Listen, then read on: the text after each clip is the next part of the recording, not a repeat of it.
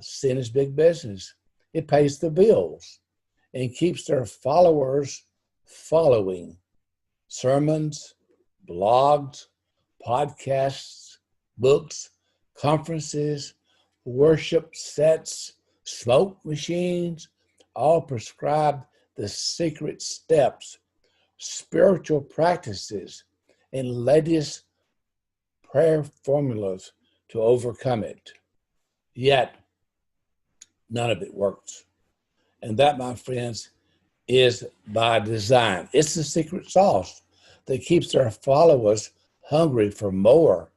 Once it feels like you get one sin or failing under control, there's always another one waiting around the corner to solicit your religious striving.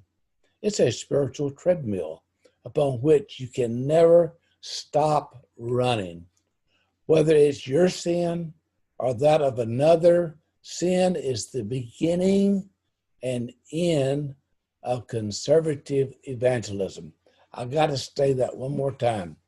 Whether it's your sin or that of another, sin is the beginning and end of conservative evangelism. Without it and the hell they insist it leads to, conservative evangelism is nothing. Let me say that again.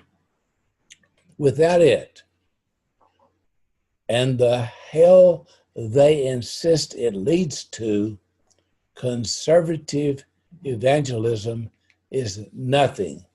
That's why they render the gospel of pure grace as blasphemous, universal inclusion as heretical, the divine affirmations of all as demonic, and human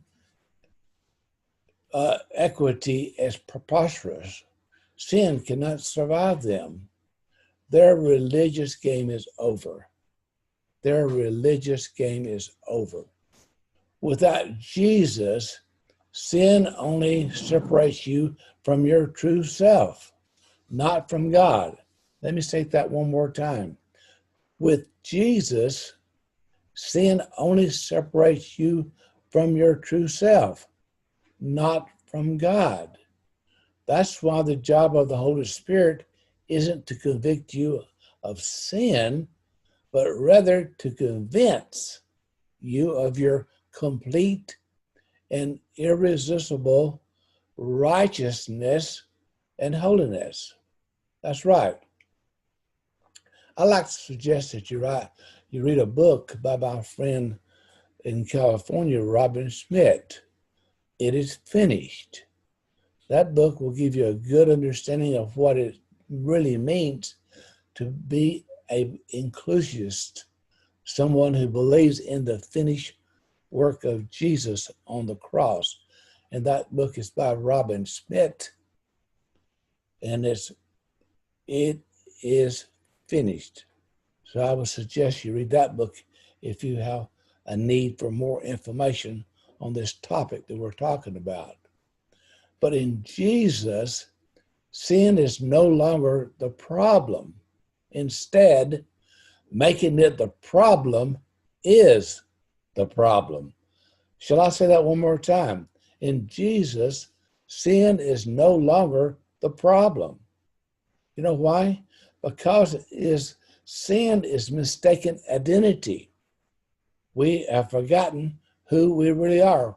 We are sons and daughters of God the Most High, our very Creator Himself. We came out of God into this world, into this visible reality we call now, but we really are spirits slowed down to visibility. Many people are saying that around the world, that we're actually visibility because energy has been slowed down to visibility, that we can recognize each other as human beings.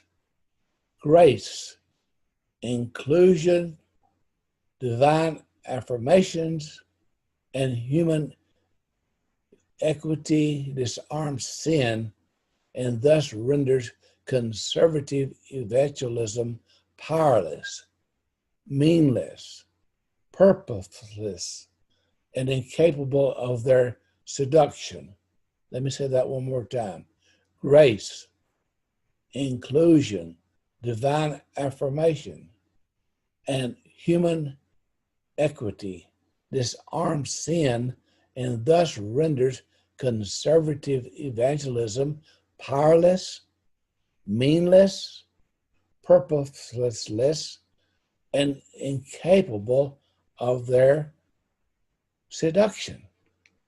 Instead, it leaves only one thing and one thing only for which to believe, do, and aspire. Sadly, the one thing that much of conservative evangelism hates the most. And that's true if you've been around both camps, and most of us have grown up in the evangelistic camp because that was what was available as we came through our life journey.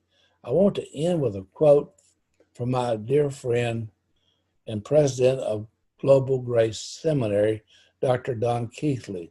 I think this is simple but profound, and I want to end this with it. Grace is a divine influence that it produces effortless change as we rest in Him. This is something that he's been saying for many years, and I think it's profound, simple, and right to the point. Grace. Well, who is grace? It's Jesus. He is a divine influence that produces effortless change as we what? Rest in Him. So our job really is simply just to rest in what we have in Him. We rest in that which we have.